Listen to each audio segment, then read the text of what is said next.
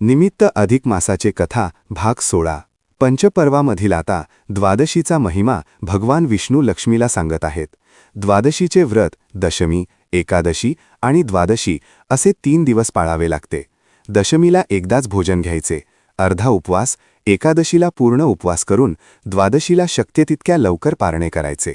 ब्राह्मणांसह व्रतकर्त्याने मिष्ठान्न भोजन करावे. दिवसा झोपू नये. दर महिन्यास द्वादशी तिथी येतात, त्या याच पद्धतीने पाळाव्या असे म्हणतात. पण अधिक मासातील 2 पैकी 1 द्वादशी जरी अशा पद्धतीने पाळली तर 12ही राशीचे पुण्य पदरी पडते. त्या योगे राजेश्वर्य मिळते. या व्रतात साधन द्वादशी नावाचा एक प्रकार आहे. द्वादशीच्या दिवशी सूर्योदयापूर्वी ब्राह्मणांसह यजमानाने भोजन करणे. या व्रतासाठी सूर्योदयापूर्वीची वेळ साधणे महत्त्वाचे आहे, म्हणूनच तिला साधन द्वादशी म्हणतात. असे व्रत करताना अंबरीश राजाला सत्वपरीक्षेला सामोरे जावे लागले. पण अंबरीशाने अनेक वर्षे निष्ठेने हे व्रत केलेले असल्यामुळे भगवान विष्णूला अंबरीशावरचे संकट दूर करावे लागले. पूर्वी सूर्यवंशात अंबरीश नावाचा धर्मनिष्ठ, सदाचारी, सार्वभौम असा राजा होता. त्याने द्वादशीचे व्रत आरंभिले. काही काळ निर्बंधपणे व्रत करीत असता इंद्रदेवांना भीती वाटली की राजा अंबरीश आता इंद्रपदी बसणार.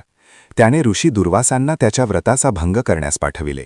त्या दिवशी अधिक मासातील द्वादशी साधन घटिका ऋषी दुर्वास आणि त्यांचे सहस्त्रावधी शिष्य वेळेवर येतील की नाही याची राजाला चिंता होती.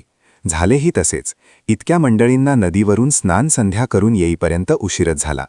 इकडे राजाने अतिथीविना भोजन करायचे नाही आणि साधन द्वादशी व्रताचा भंगही होऊ द्यावयाचा नाही, म्हणून भगवान विष्णूचे स्मरण करून तीर्थप्राशन केले. आजही कोणत्याही धार्मिक कार्यात भोजनाआधी विष्णुपादोदक तीर्थ घेतातच. दुर्वासांना राग आला. सर्वांना सोडून भोजन केल्यामुळे तुला पुन्हा पुन्हा जन्म घ्यावा लागेल असा शाप उच्चारून हातात पाणी घेतले. तोच भगवान नारायण अवतरले आणि दुर्वासांना म्हणाले की मुनिवर, राजाच्या व्रताचरणाने त्याचे रक्षण हे माझे कर्तव्य आहे. आपण शाप मला द्यावा. दुर्वासही महाज्ञानी होते. पृथ्वीतलावर विष्णूला जनकल्याणार्थ दशावतार घ्यावेच लागणार आहेत हे जाणून त्यांनी उदक सोडले. पुढे विष्णूचे त्या शापासंबंधीचे 10 अवतार झाले.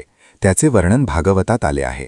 अशा व्रताच्या प्रभावाने राजा अंबरीशाचा उद्धार झाला आणि त्यातूनच जगाच्या कल्याणासाठी परमेश्वराचे दशावतार झाले. जगाच्या कल्याण संताच्या विभूती हेच खरे. दुर्वासांच्या रागातून सुद्धा जगत कल्याण साधले.